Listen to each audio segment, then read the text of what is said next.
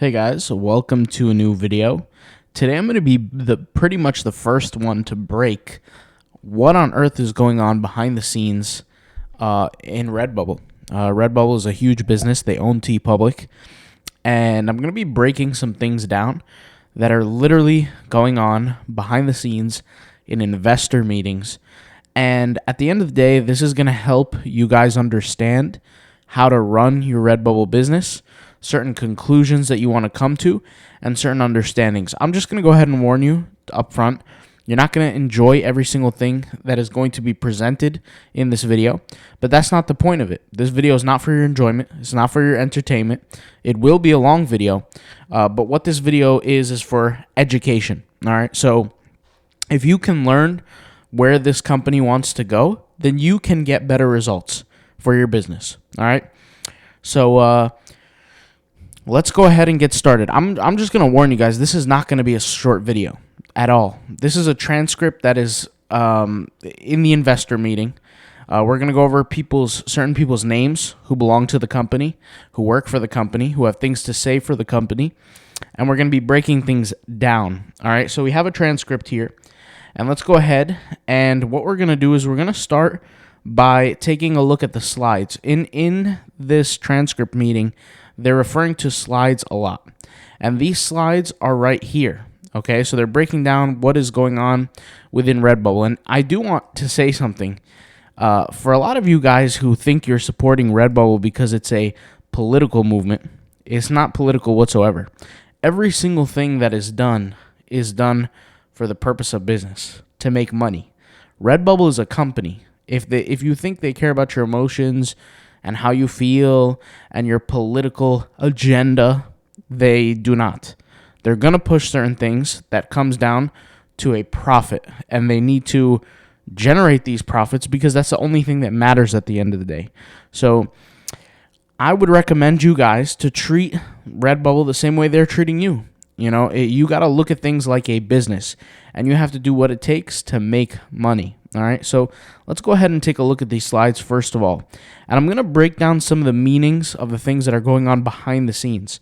All right, so this is pretty much public information, what you're seeing here on the slides. This is not anything classified. The other stuff will be declassifying here, but or already declassified, but we'll kind of get into it. Here we have quarter 4 of fiscal year 2023, okay, which was $89 million, $89.9 million in revenue. So this is in reference to the marketplace revenue. And I want to say this, I've said this before, majority of sellers on Redbubble do not make money. I want to be clear about this. Majority of sellers on Redbubble do not make money. They don't generate a single sale. This is why our courses exist. This is why our guides exist, because we teach people how to make it happen. All right. There's a total of 650,000 sellers who sold at least one item. There are over 3 million sellers on Redbubble, and that equates to about a 20-80%. Okay, so you're looking at 20% of the sellers are making all the money on the platform. This is why we have the courses. This is why we have the guides. This is why we have over 1,000 videos on this YouTube channel show you guys how to make money on these platforms, is because when I say certain things, I know what I'm talking about from a statistical and from a skill set point of view. All right, so $89 million was made in Q4. And if you're one of those people that don't make money on Redbubble, you have to ask yourself, what am I doing wrong? Because if the platform in the quarter 4 has generated 89 million, okay, or is going to generate 89 million, right? Because some of these might be projected, okay, but $89 million is a lot of money. Fiscal year revenue for 23, we're looking at 467 million, okay, $467 million. This is not 20 million. It's not 50 million. This is $467 million. That's almost $500 million. All right. The year before, it was 482 million. So you're looking at a large difference between the 2 years. Well, not technically too large, but you're looking at what? What's the number on that? 13 mil or something like that, 15 mil. I don't know what the number is. I think maybe 15 million. Difference between the 2 years, the projected numbers versus what happened last year, okay? Here we have Q4 of 2022. And by the way, this is what we had generated Q4 2022. You're looking at 98.2 million, all right? Now you might say, well, why is the income going down on Redbubble? COVID had a huge surge in sales. There's, you look at all the stimulus money, all these kind of things. I think across Redbubble and TeePublic, it's at least something close to like 70% of the money comes from North America, which is the 50 states, baby. So that's a lot of money coming out of there. And let's look at some of these other numbers. We have Q4 2022. We had 22.6 million, and for the margin, you're looking at a GPA PA, which gross product margin, looking at 28.5% margin. However, after expenses, right, you're looking at an EBITDA of a negative 2.7 million. EBITDA is like, it's a formula, but basically after your expenses, taking profit after expenses, that is the number, 2.7 million. So that's still in the red. And projected for the whole entire year, and this is for the quarter of 2023, for the whole entire year of 2023, you're looking at a negative $31 million. And you might say, well, how can a company continue to run at negative, millions of dollars? And the answer is it cannot. And so that's why these changes that you've been noticing recently into the marketplace have even occurred. Now, once again, I'm not sitting here hating on Redbubble. I'm not saying close your accounts. I'm not saying any of this doomsday kind of stuff. What I'm telling you is that you want to learn what they're doing, what their goals are, so that you can change up the way you're behaving on these platforms so that you can fall in line with what they're looking for so you can make more money. All right. Now, to be clear, there was a reduction in expenditure. So what is expenditure? It's the money that's being spent, guys. And you could see here, it says here, $45 million on an annualized basis. So that means for the concept of the year, what they're shaving off is a cost of $45 million. Now you have to ask yourself, how are they going to be able to cut $45 million in costs? Well, we're actually going to see that when we talk about the transcript, which I'll go into in a few minutes here.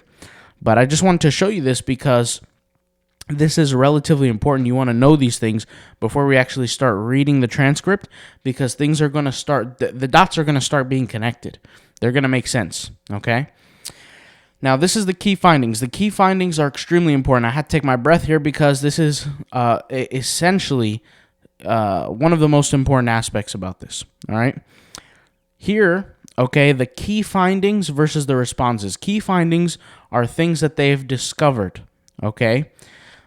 These are things that they could be problems, they could be things that they're discovering, and of course, they want to fix these things. Obviously, the key findings are things that are somewhat negative because the company is losing money, right? It's not making money.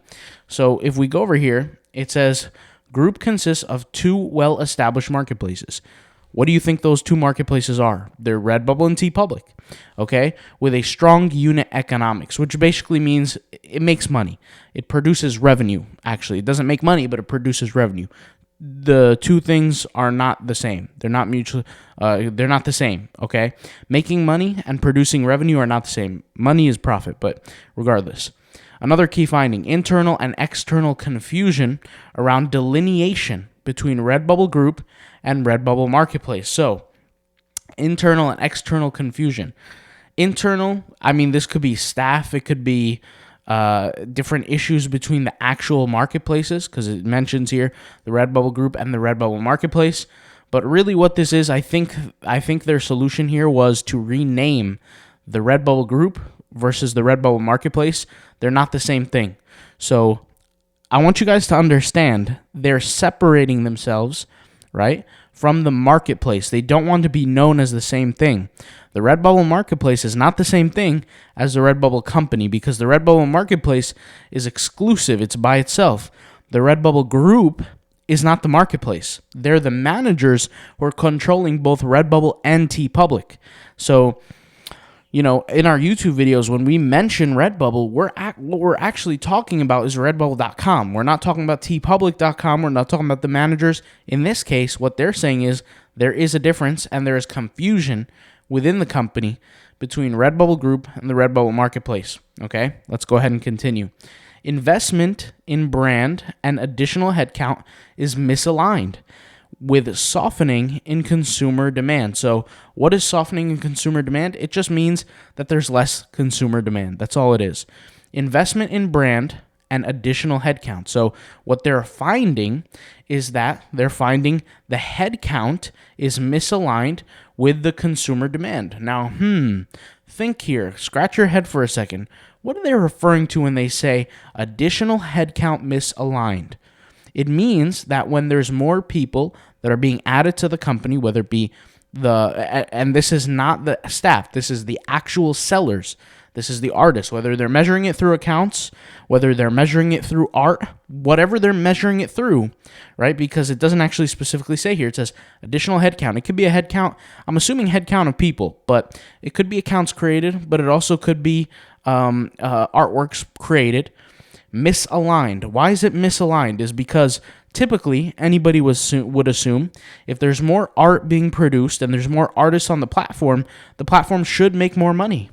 But that's not the case. It's softening in consumer demand. So the demand itself is not increasing. Now, you might say to me, well, shouldn't the demand increase? Not exactly, because you have to remember what are the two main ways that Redbubble generates traffic. And it's organic traffic through SEO, right?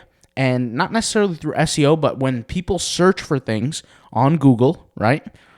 Redbubble has such a strong presence that by nature, because of its domain authority, the SEO is almost pretty much taken care of. Of course, they do a lot of SEO work. I'm not trying to, hold that back from them, but that's a big thing, right? So what it's saying here is that the consumer demand is softening, it's decreasing, or it's not as sharp as it once was, and that's misaligned with what actually is going on from the headcount understanding, right? And it says too many Redbubble marketplace initiatives attempted concurrently, meaning these initiatives are what? They're new, I guess, not features, but they're things that they want to bring to the company, whether it be an AI technology that deletes accounts, or whether it be some sort of cost-saving business plan, or whatever the case may be. Whatever kind of new thing they're trying to introduce to the platform, what they're saying here is that there's too many of these initiatives that are going on simultaneously, and it's causing issues because you have teams that are waiting on other teams, and that's leading to inefficiencies, okay? So let's go ahead and read the responses behind this. So the first one was consisting of two well-established marketplaces, a strong economic unit. The response to this is that it is focused on leveraging core strength and returning both marketplaces to profitable growth. So really what they're trying to say here is that both of these marketplaces are strong. They both produce revenue, but they're trying to get to the point where they're profitable. And that's what their goal is, okay? And by the way, if somebody from Redbubble is watching this and you want to hire me, go ahead. Let's talk. Anyways, you know how to contact me, autopilotpassiveincome.com. Check me out on the Contact Us page, and we'll get something going. But anyways, or you could just search my name in your database. I have a bunch of stores with you guys. I made you guys a lot of money. You could check me out there. But anyways, let's go ahead and continue. Internal and external confusion around delineation between Redbubble Group and Redbubble Marketplace. This does not matter, honestly. This is not even part of, the business. They're just going to rename the group to AMG in 2023. Not the point. This is irrelevant. Investment in brand and additional headcount misaligned, softening consumer demand, reduce operating expenditure by $45 million on an annualized basis. Now, do you guys remember when I talked about server costs? Do you remember how much I brought this up and how important I said this was? Some people ignored it, some people didn't. Server costs are extremely expensive, and what they're doing is they're reducing their costs, aka operating expenditure. Doesn't have to necessarily just be server costs. Could be staff. Maybe they're just, shaving off on their staff, but really they don't have that much staff. You'd be surprised. They don't have that much staff. They have other things that they could do, but mainly it's server costs that they're going to shave, right, by deleting your garbage designs. And when I say garbage designs, I'm not insulting you. I'm simply just saying if your designs are garbage, you're probably going to get deleted. And when I say garbage, I mean people who their accounts are copying other people's accounts. You're copying other people's tags. You're copying it word for word. You're not creating your own thing. You're literally copycat. You're a copycat. Okay, you're gonna get deleted. Your account's gonna get deleted, and then 6 months from now, you're gonna be complaining, "Why did you delete me? It's a scam." That's what's gonna happen. All right. So if you're watching this actually right now, you should probably do an audit of your Redbubble account. Are you copying people's work? Are you stealing people's work? Are you going on people's designs, copying their tags, creating a different variation of that design, and uploading it? That should not be happening. Okay? Remember, Redbubble wants to make money. If you're producing liability to them, and when I say liability, it doesn't always have to be from a law standpoint. It could be from a financial standpoint. By literally just copying other people's work and not making the money, they're going to get rid of you. And they've already cut down $45 million worth that they've saved in server costs and other costs. They didn't say server cost, but you can read between the lines and kind of understand what on earth is going on when you start reading the transcript. And we'll actually go through the transcript together, all right? Let's go ahead and continue. Okay, too many Redbubble marketplace initiatives attempted concurrently. This is just basically a staffing problem and an organizational managerial problem. If things need to be organized properly for it to kind of work out, so I'm not even going to read this, but essentially expect to deliver a commensurate financial benefit, which basically what they're saying is there are initiatives that are going on that are expected to deliver a financial benefit. What is the financial benefit? Well, these are the initiatives, like I just said earlier, where they, delete your account, they delete your designs. And once again, I'm not hating on them, okay? I completely understand Redbubble as a company should delete people's accounts, at least some of their accounts. Not everybody's accounts, because some people genuinely deserve to be on the platform. But, some people's accounts should be deleted.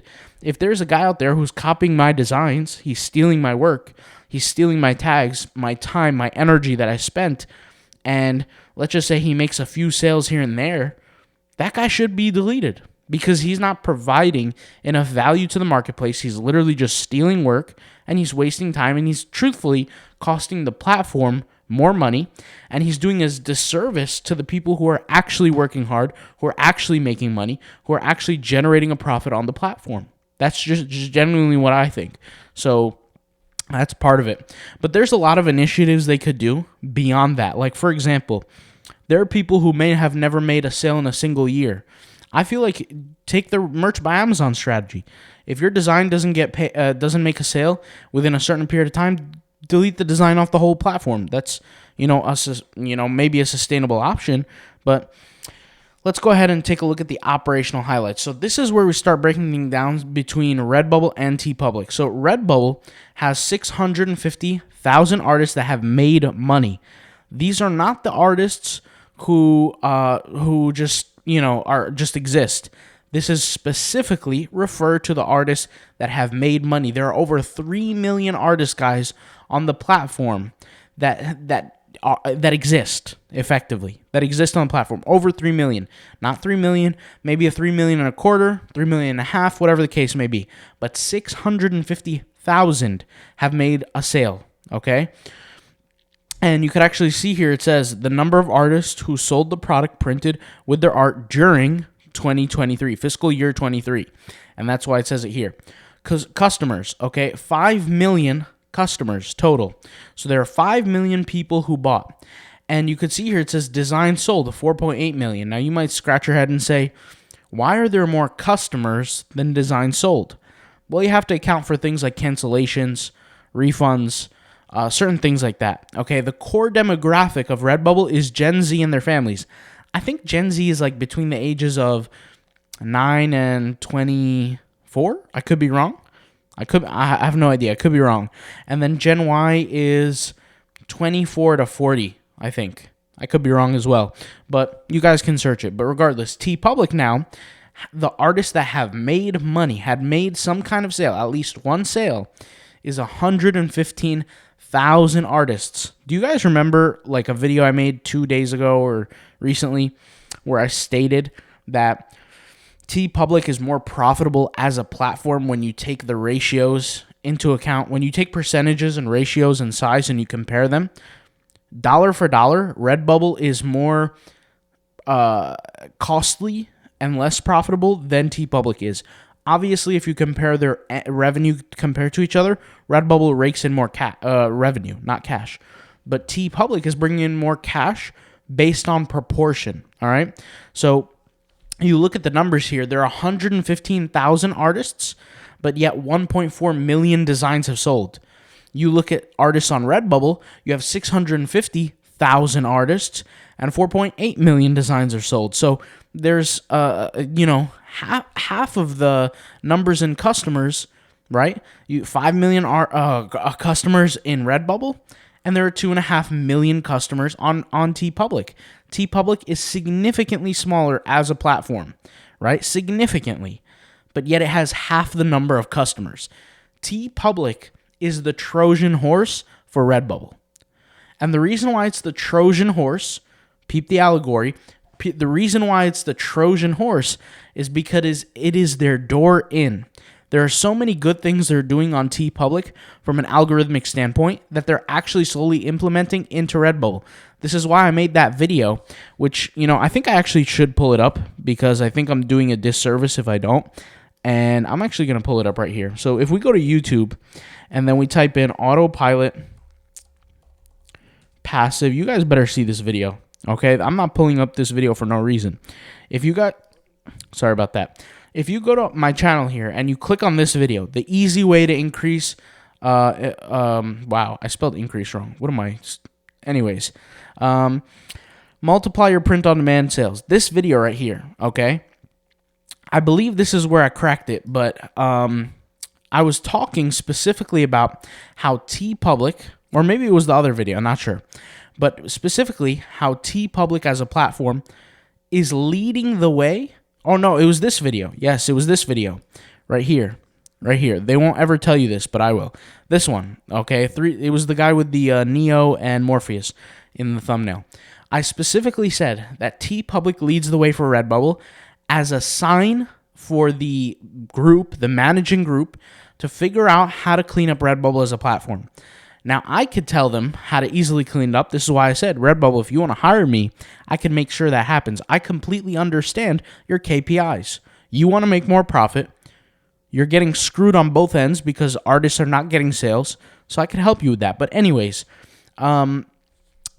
they're looking to TeePublic as their shining North Star, their Trojan horse to get them into the door of profit. Why? TeePublic is significantly more profitable than Redbubble is. There are a lot of mistakes being made on Redbubble that are not always happening on TeePublic, and TeePublic is starting to, or Redbubble is starting to adapt to the nature of TeePublic, i.e., not accepting people when they first create their accounts immediately. I'll give you an example. If you go to create an account on TeePublic last year, the year before, what happened? You don't just get approved into the marketplace immediately. They don't just accept you, right? Redbubble, back then, you did. You create an account, you just, put your designs up and you're good to go. Everything's fine. That's not how it works anymore. Redbubble is doing things, putting things into place to get the people out, to get certain people out of the platform. And if you're doing everything you should be doing, okay, on Redbubble, you have nothing to worry about. But a lot of people aren't, guys. A lot of people aren't. A lot of people are taking advantage of the platform from a statistical point of view, from a server. And by the way, guys, we're all numbers on a screen, okay? They don't put faces and emotions to this kind of stuff. This is a business for them, okay? So, for example, if you upload 60 designs and you're still learning print on demand and you have no design skill, your designs look terrible, you steal a bunch of tags from people, you add some copyrighted terms, you're probably going to get banned. It's going to be a matter of time. You're probably going to get banned because you're just a liability to the company. You're not going to make them any money, and that's the way they look at it. This is why I say education is extremely important. Once again, check out the courses. Redbubble Print On Demand course, autopilotpassiveincome.com. I'll just whip it out right here. Autopilotpassiveincome.com. Okay? Redbubble course, tagging course. You got to learn how to tag properly. Okay? POD design course right here. Learn how to design properly. All these things are there. And also, learn how to design without wasting your whole entire day. Okay? But anyways, it focuses on speed. If you want to see what the curriculum is, click on the courses, read through the curriculum, read through the videos. You'll see what's being offered. Anyways, let's go ahead and continue. Okay? Now, 71% of the base, the scale across these two platforms comes from North America.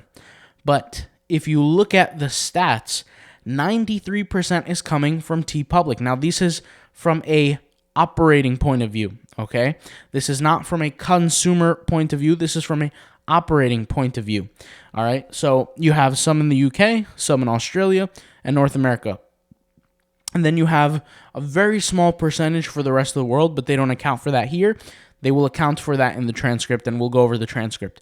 Okay, now, here is what they're saying. We remain focused on optimizing each marketplace's flywheel. So what's a flywheel? A flywheel is essentially a cycle, okay? How you're going to get customers, how you're going to get sellers, how things are going to be fulfilled, how it's all going to happen. That's what a flywheel is, and this is what you're looking at. It's like an infinity logo, a cycle, whatever you want to call it. So it starts like this. Artists create the content. The artists, when they create the content, it goes through a discovery process, whether it be through search, whether it be through social media, whatever the case may be. Customers find the design, okay? When customers find the design, they end up purchasing it. The purchases becomes fulfilled through services, okay? Services and operations, fulfillment operations. Basically, the printer is going to print the design. It gets to the customer, and so on, and the cycle repeats itself over and over and over. Ensuring additive content is uploaded to the marketplaces and customers can find the very thing. So here's the thing, guys. Do you see what this says? Peep the play on words. This is extremely important. Extremely important. Some people might read this and they'll just look past it, but every single word here has a meaning. Ensuring additive content. What is additive content? This is what I'm trying to say. They're not going to define it to you. Do you think that Redbubble is going to come to you as a seller and tell you this? No, because the reality is but between me and you, honestly, guys, they know majority of sellers are not reading the information. They're not going to follow the directions anyway. They're just not. They're not going to. Okay. If a seller is hell bent on stealing other people's work, if they're hell bent on adding garbage to their marketplace, they're not going to pay attention on what Redbubble has to say. So notice what it says. It says ensuring additive content. How do you think they can ensure that? I'll ask you that one more time. How do you think Redbubble can ensure, aka promise, that additive content is being added? How can they ensure? Well, it's very simple. They can delete the content that is not additive. And what is additive content? It is new content being added to the marketplace. Not just new in terms of art, but new in terms of concept. And that's what we call additive content. New in terms of concept. So, if there's 50 designs that say, I love eating watermelon, as an example, and you go on there and you see there's a trend, and this is, once again, for all the trend people, you guys are going to get baked, okay? Let's go ahead and go to redbubble.com. If we search for I love, let's do watermelon, why not? I use this as an example, okay? I love watermelon. There's 10,000 results here, and every single one are pretty much the same thing. There's not much of a difference between them. I love watermelon. I love watermelon. I love watermelon. I love watermelon. There's so many, okay? Eventually, it's going to get to the point where they have to start controlling this. Somebody's going to look at this and say, we don't get any additional benefit with an extra 8,000 designs for I love watermelon. Let's delete the bottom 8,000 accounts. that are ranking for I Love Watermelon. So they'll go, and I'm not saying they're actually doing this. I'm giving you an example of what potentially could happen based on what's written in the slides. So I don't want people to assume the wrong thing. I'm not saying that they're doing this, but this could absolutely happen. They could go to something like this, and they could say, okay, everybody, the last 8,000 designs, every single creator, delete them off the platform. Delete them, because they're creating a bunch of garbage that everyone else is doing, okay? So that's an example. And this is a niche that's actually pretty populated. I Love Watermelon, 10,000 designs on a design that's this simple. I mean, how many variations of I Love Watermelon can you really create? I can't think of many. And I do love watermelon, I'll just be 100% honest. I mean, who doesn't? But anyways, you get the point, guys. All right? So, ensuring additive content is uploaded to the marketplaces and customers can find the very thing, meaning they could find the thing that they're looking for. How do you think customers can find the very thing that they're looking for? Well, that means it can't be a needle in a haystack. That means they're going to have to trim down the haystack. Who's the haystack? It's the numbers, the results. There can't be this many results for something this simple of a keyword. Designs need to be deleted. Accounts need to be deleted. People need to be off the platform. That's how they're going to ensure that. They aren't artists. Redbubble.com is not artists. They're just the middleman between the artist and the manufacturer. And so they can't create art, but what they can do is they can delete garbage art to make the good art stand out. Okay?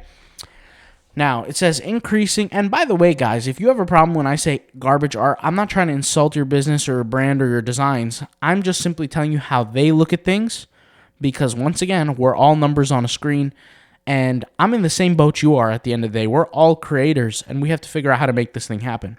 The next thing, increasing the number of new customers and turning existing customers into repeat customers. Now, from this end, as creators, there's not much we could do here other than like social media. Some marketing. And by the way, I have taught how to do Instagram marketing, how to do Twitter marketing for your. I haven't really taught Twitter marketing too much, but I have taught Instagram marketing, how to create sales with Redbubble. I showed how I got a sale in under 16 hours with Instagram on a brand new Instagram account, using a software tool that grows my account, that does the work for me. So it's all there. If you want to check out the channel, like I said, I have over 1,000 videos on the channel. There's not much we could do here for this section. It's more about them, especially like turning existing customers into repeat customers. To do that, you just have to do email marketing, and you have to do follow-up, a lot of things like that. You have to make sure a customer has a good experience, the print quality is good, everything's good. There's not much we could do there, all right? Enhancing customer post-purchase experience and driving margin improvement. So how do you think they could drive margin improvement? Account fees, tier account fees. When you get charged account fees after the sale goes through, they increase their margin. I think they increased it by 1.7 million. I haven't directly memorized the numbers, but I think it was like 1.7 million or something like that. That is one way that they can improve margin, right? So if you're currently one of these sellers, right, and you're not necessarily doing the right thing on Redbubble, if you're doing the right thing. If you're not doing the right thing, go fix your account. If you still want to be on the platform, you still want to exist, go fix your account. Go delete all the stuff that you shouldn't have on there. I would much rather have an account with one good design, even though I won't make any money, than have 10,000 bad ones that cause me to get my account banned. Because if I get my account banned, I don't have even a single design. And at least if you have one design on your account, you still have your account. The account is worth nothing, but you still have an account. And you never know, their technology might get even better and better and better to where you cannot even go onto the website anymore and create any more accounts. So, it is what it is. But let's go ahead and continue. All right. So here it says the quality of content is uploaded to the Redbubble marketplace is improving. So it says here the key initiatives. The key initiatives for the quality of content. Now, I want to be clear here. This is arguably the most important slide for sellers. People like me and you, creators on this platform, this is the most important slide. The quality of content uploaded to the Redbubble marketplace is improving. That's their status. That's what they're saying. They're saying it's actively improving. Now, how is it actively improving? What do you guys think? Do you think designers are getting better? We know that's not the case. Designers aren't getting better. 80% of sellers do not make money. And it's really their own fault. But 80% of sellers do not make money on the platform. Haven't even clocked in a single sale for the year. So how does that happen? Let's look at it. Key initiatives. Increased friction to our sign-up and upload processes to inhibit the upload of non-additive content. Do you remember when I mentioned to you guys what additive content was? I said it was when you're bringing something new, something good to the platform where people can specifically search for it and find it, not a needle in the haystack. You don't want to have one design that is amongst all the others pretty much the exact same, you know? It can't be hard to find. It has to be easy to find. Now, you might say, well, there's nothing I could do about that because there's other results. Well, technically you can because you can control your input, right? So what does it say here? It says increased friction to our sign up. If you're listening to this and you've noticed after signing up to Redbubble in the past few months some issues, maybe your account hasn't gone published right away, or maybe your account got banned immediately, or maybe after creating a design or two, your account got deleted or something like that, that is considered a non-additive design or non-additive content that contributed to your account disappearing. That's why it says here, increased friction. Some of that friction also might be phone number sign up. They require phone numbers. They might require ID, like, you know, a picture of your ID card or maybe a picture of your face or something like that. They're going to increase the friction for you to even sign up in the first place. And that is one of the initiatives. That's something they've been doing to improve the marketplace. Now, this is something they're actively doing. This is not something that they're not doing. This is something they are doing, okay?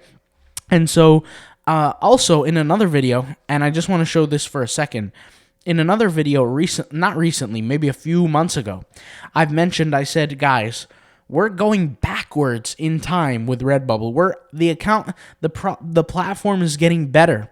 And this was after everybody came out and said, I hate Redbubble. Redbubble sucks. I was actually saying Redbubble got better because we went back in time. So many people's designs got deleted, right?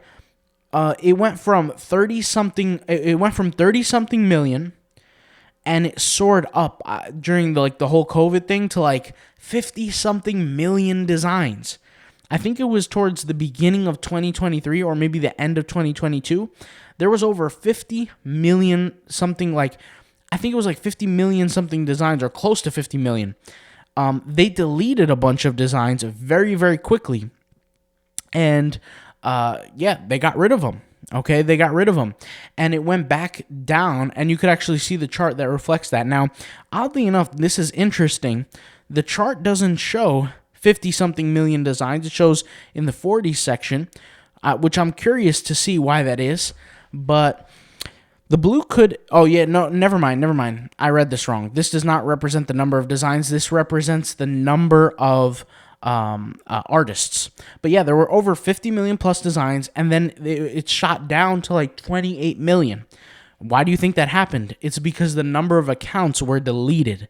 Why? Because they're not producing additive content and they're slowing down the sign-up process.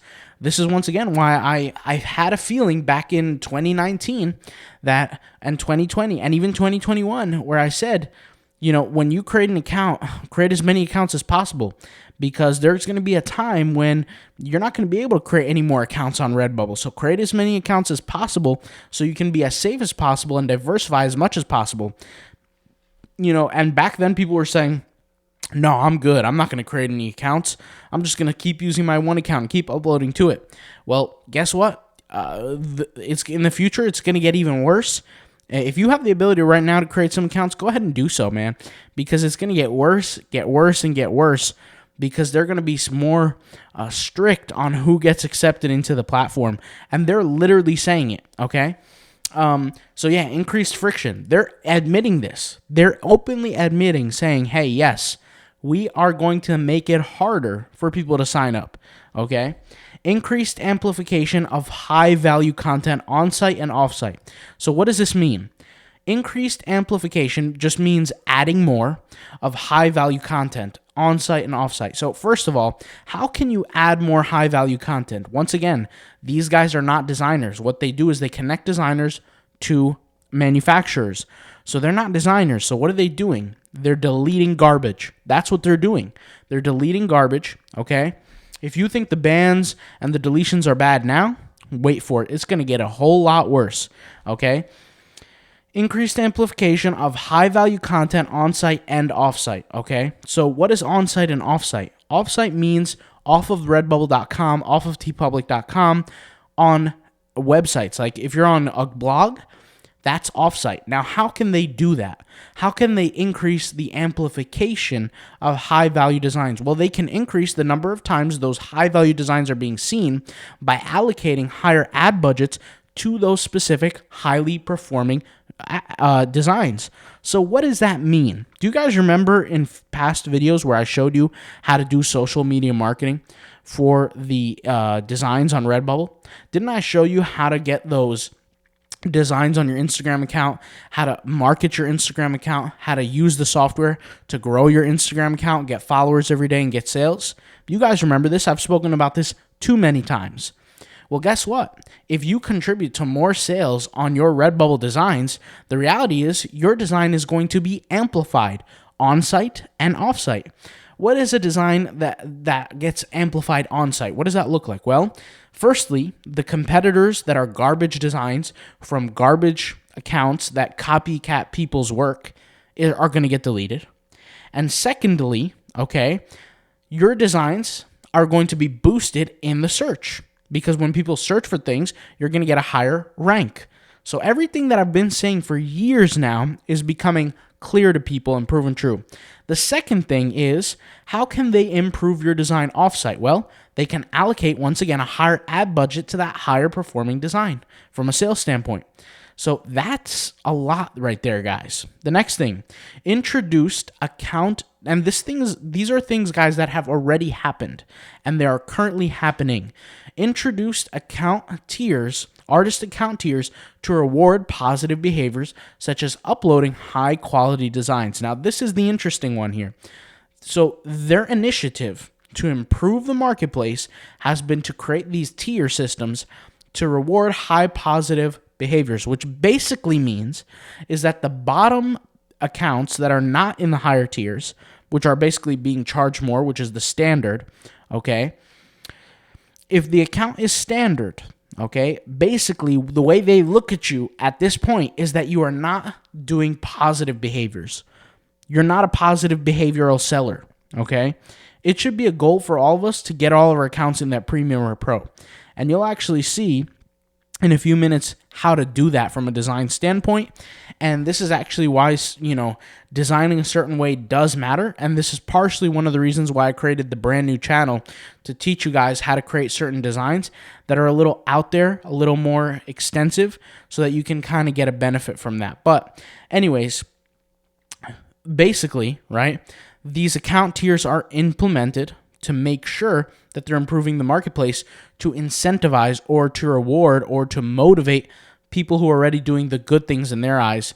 And it goes vice versa. There's two sides to every coin. If I want to motivate the people who are doing well, I also want to demotivate the people who are doing bad.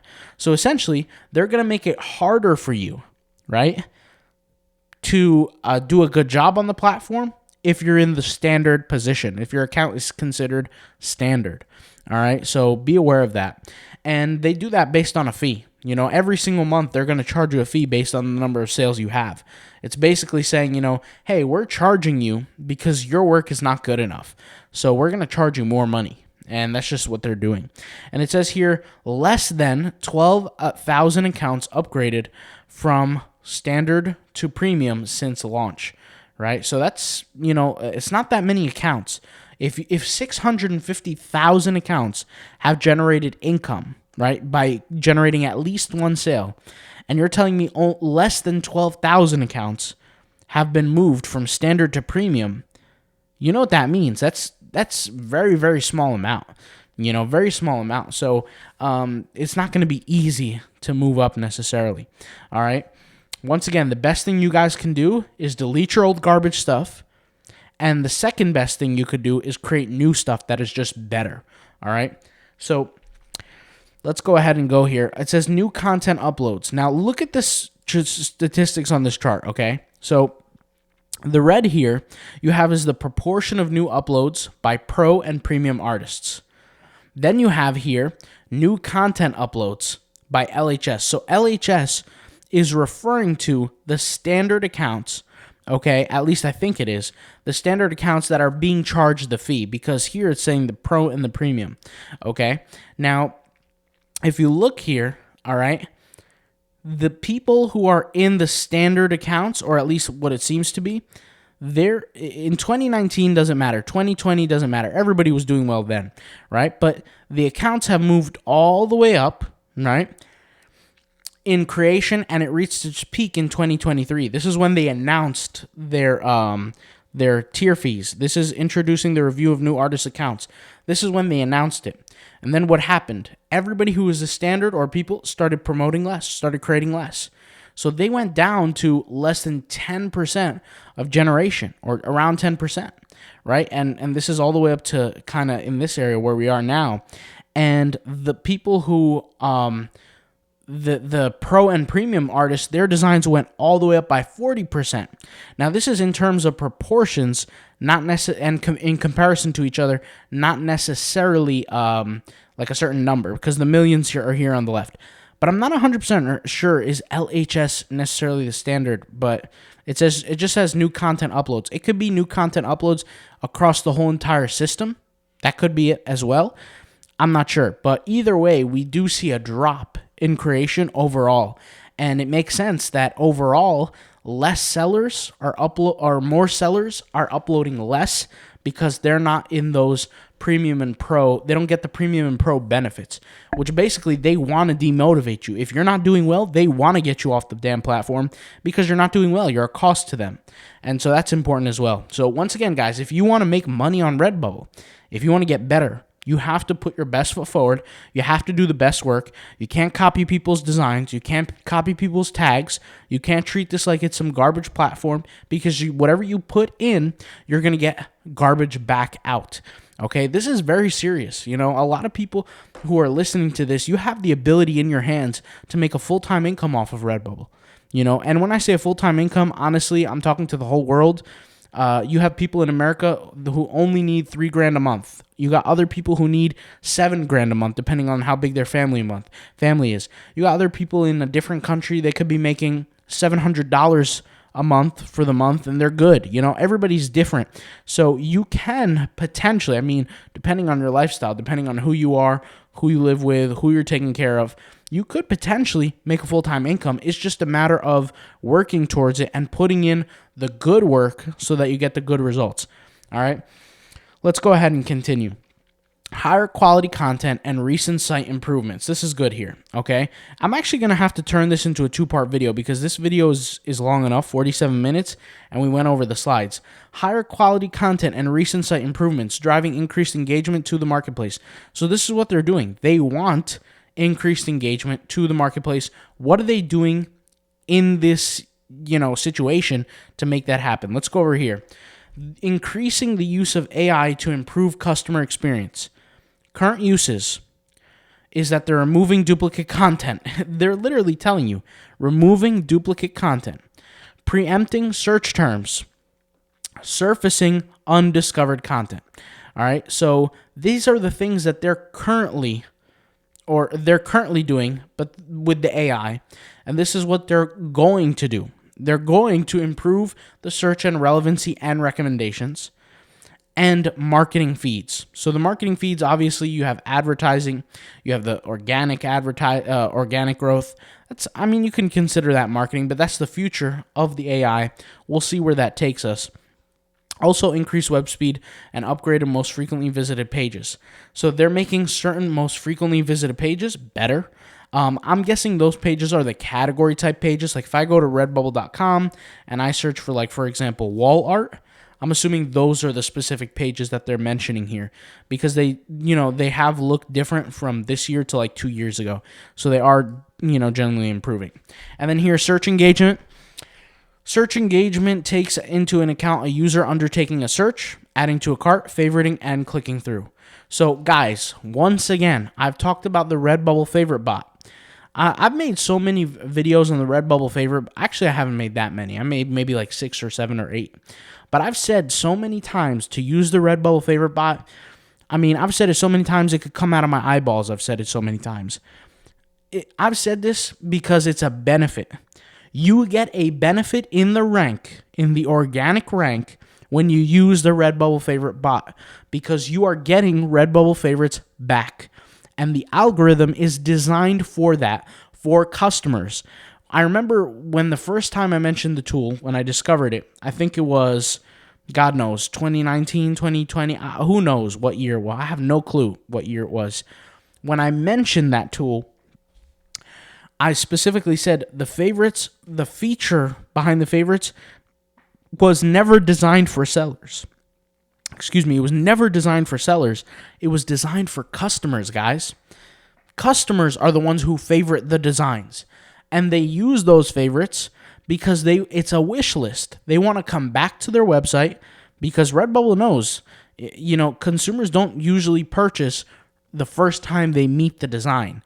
It takes some interactions for them to purchase. I think I've heard this before, but sometimes it takes up to 7 times before a customer can make a purchasing decision, or 7 interactions with the product before they come into contact with the product. Or before they come into consideration of buying it. So you're talking about a few ads, a few times they're searching the design, maybe they're sharing it with a friend, whatever the case may be, 7 times before they purchase. One of those interactions is a favorite. And look what? They mention favorites here. They mention favorites. They are telling you literally that the favoriting is part of search engagement. They are literally telling you. So why wouldn't you use a favorite bot, rack up the favorites, rank higher over time, and make more money?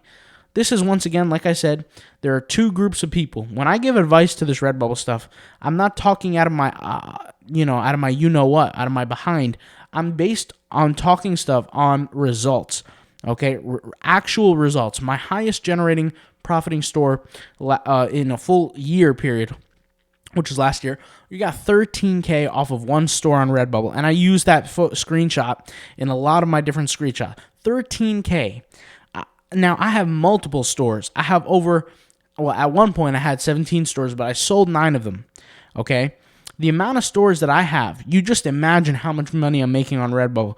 I'm not saying I'm a billionaire, a millionaire. I'm not saying that, but I'm doing very, very well, more than most people. I can say more than most people I'm doing well.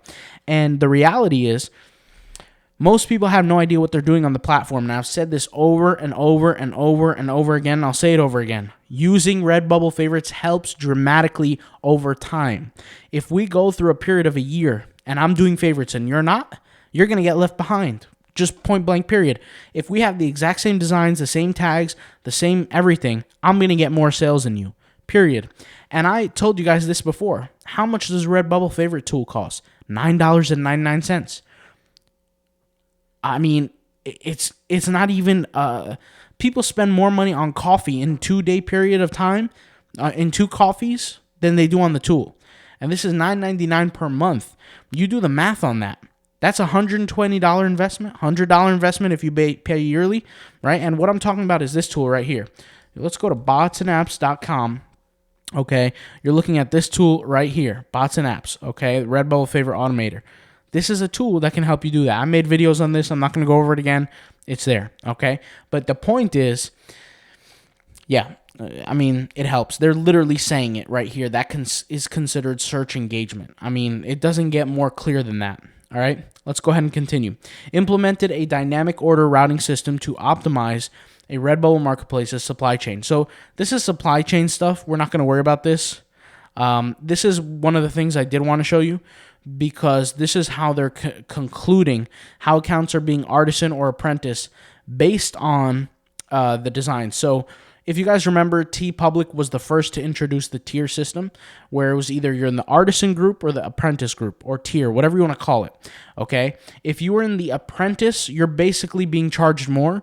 If you're in the artisan, you're not paying anything extra when you get your profits, okay? And they take the money right out of the sale, all right? My accounts, thankfully, on TeePublic were all artisan. Now, I'll just say this. Based on what they're showing here, I do have apprentice level designs on my TeePublic accounts. So I am smelling some nefarious activity here.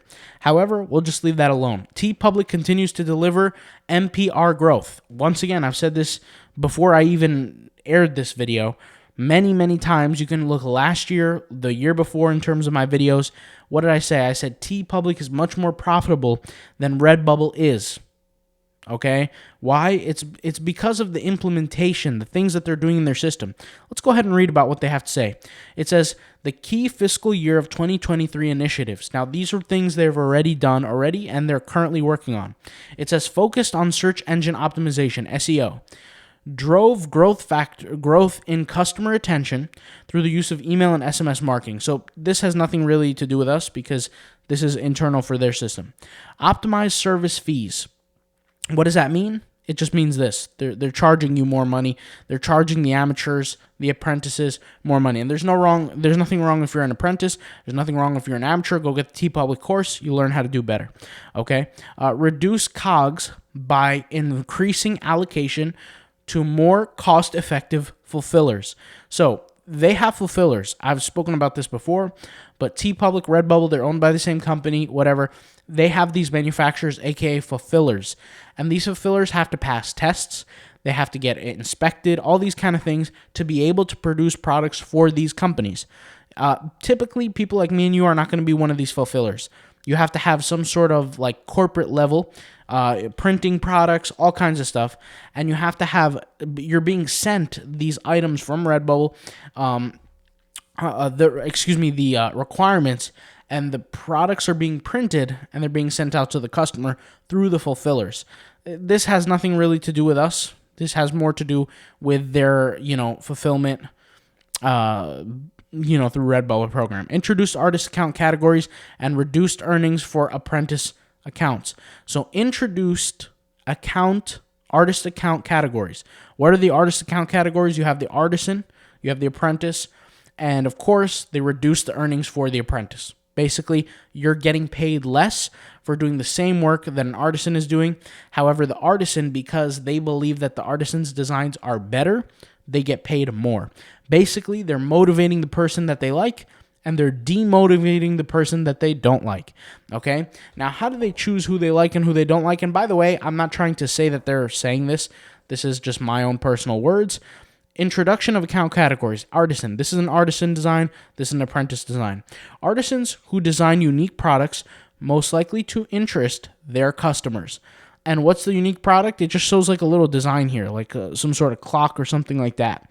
Okay? I don't know what this is, but I don't know. Maybe you guys know anything about that. But apprentice is just like a literal text image design. Like it's pretty basic. Okay? So yeah, I mean, that's how they kind of pinpoint between the two. It says artists who are less discerning about the products they design. Now, to be honest, guys, this doesn't match what's being shown. It says artists who are less discerning about the products they design. That could mean quality of the design. That could mean style of the design. That could mean the categories in the store. That could mean sticking to a certain niche in your store. That could show an organizational intelligence.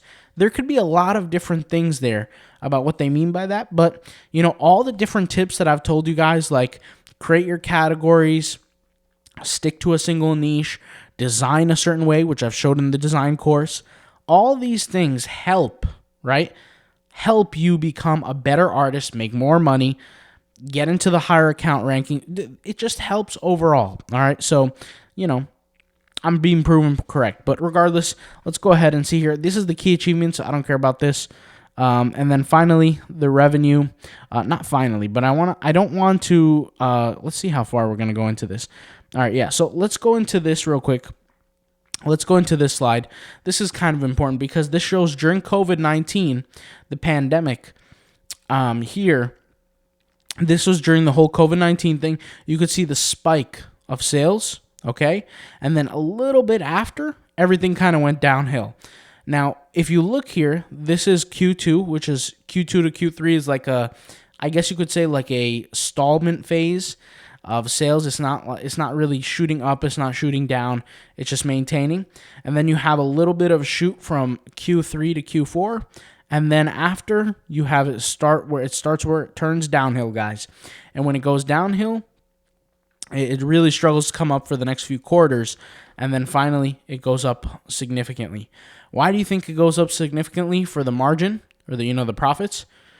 Or it's the profits before expenses. Basically, a portion of the EBITDA, the GPA, the margin before expenses, effectively. Why does that happen? It is because the tier system, the deletion of the accounts, they saved $45 million. Like I said, $45 million in fees that they saved by deleting a whole bunch of garbage accounts, deleting a whole bunch of garbage designs, and also introducing the account fees, which, by the way, the account fees are not really made for them to make that much money. I think they only made $1.7 million from the account fees. The reason why they're doing the account fees is to get the amateurs demotivated. They don't want the amateurs selling on their platform. They don't want them to exist on their platform. They want to eradicate them, okay? And I'm not putting words in their mouth. I'm speaking from my own perspective, and, it's my own perspective, my own, opportunity, the only way I think. You save $45 million on deleting accounts, but you only save $1.7 million or you make $1.7 million off of the, what is it called? The account fees for the small accounts, like the standards. Yeah, it doesn't seem like much of a benefit to include it unless you're just trying to demotivate counts, which that earlier chart shows that. But regardless, it is what it is. Key drivers. So these are the things that helped the margin improvement. You could see here Q4, of course, during 2022. And you're looking at right here, Q4. Let's pull it up. Q4 2022, right here. Boom. All right. It says you were at a certain base level, and then there was increased by 4%, uplift driven by 4% base price increases. So they increased their base price by 4%, pivot towards more profitable products, which is essentially just behind their marketing and their control. They want products to be more profitable. I think majority of the products that they sell is in the apparel space, but let's go ahead and continue.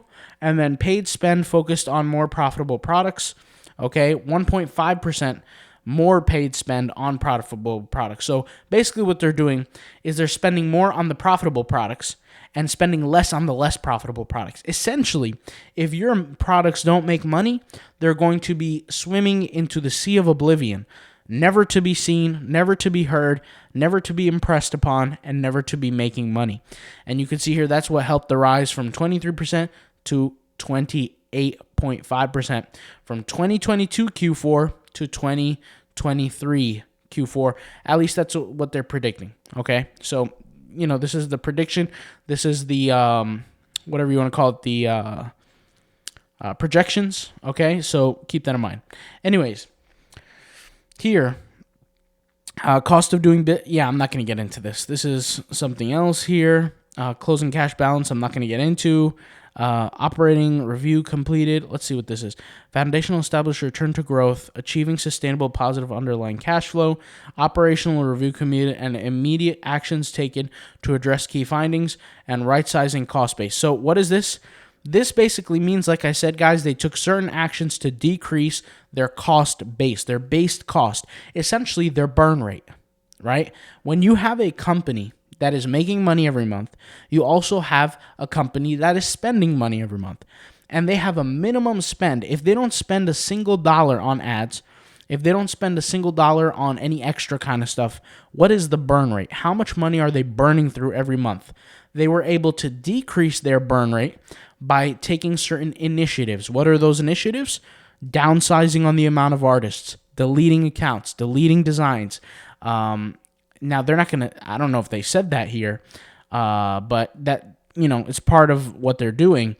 Increasing account fees, increasing base costs for customers, things like that. Unit economics remain strong, just basically means that they're making a lot of revenue, and they're improving on optimizing the COGS, okay? Neutral underlying cash flow is achieved, which is just means they're not, not necessarily cash flow positive, but not negative either. Talking about neutral, break even. In July 2023, aiming to deliver positive underlying cash flow in 2024. So if they can break even, they're hoping to be positive in 2024. We'll see. We'll see. Either way, guys. Oh, this is what I want to show you here. Product category. 65% of the products sold total is apparel, okay? So hoodies, hats. Actually, hats I don't think is. I think it's an accessory. Not sure. You'd probably have to go on the categories and check. But hoodies, T-shirts, dresses, that's all apparel. You have stationery and stickers, 12%. Once again, guys, I've told you this when I made my sticker videos. I said, I am not the type of person to chase after the idea of creating stickers, because stickers, for every one, bag, let's say I sell, or duvet cover, or whatever the case may be, I am selling 50 stickers in one shot, 25 stickers in one shot. Stickers don't actually make that much money. So you have stationery and stickers, 12%. You have accessories, 7%. Homewares, 8%. Artwork, 8%. So apparel is the number one thing. So if you're going to try to make money as fast as possible, make sure all of your designs look good on apparel, on shirts, on, things like that. So, whatever that fits in. And this was also the area that I said business. So most of their money, over 70% of their money comes from America, the United States, North America. Okay, you have the EU, North America is the 50 states. We have EU, okay? And by the way, EU, okay, European Union, you have the United Kingdom, you have Australia, New Zealand, and then the rest of the world. And then you have some other terms here, so it's good information. This is part one. I'm going to go deeper into this part two. Part two is where it really starts to get saucy, guys. We're going to read the transcript, the behind the scenes of what is being said, literal conversations. If you want to see the transcript, you have to tune in tomorrow. You have to. I'm not going to be able to cover this all today. I mean, we spent literally over an hour talking about this, but we're going to hear things like what Rob Doyle is saying. We're going to hear things from the CEO group what's his name? I think his name's Martin. These people, we're going to hear what they're saying, guys.